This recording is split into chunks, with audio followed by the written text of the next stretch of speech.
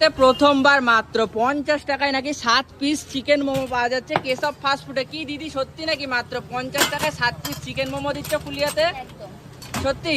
কিরকম কি থাকছে একটু দেখাও। এই যে আচ্ছা বড় বড় চিকেন মোমো, সাথে দুই রকম সস। আচ্ছা স্যুপ, চিকেন স্যুপ। হ্যাঁ আচ্ছা এইরকম কিন্তু বড় বড় মোমো থাকছে, চিকেন মোমো সাথে দু রকমের। এটা কি হোমমেড সস দিদি? একদম একদম। আচ্ছা হোমমেড সস, হোমমেড কিন্তু গ্রিন চাটনি রয়েছে, সাথে কিন্তু রয়েছে স্যুপ নাকি?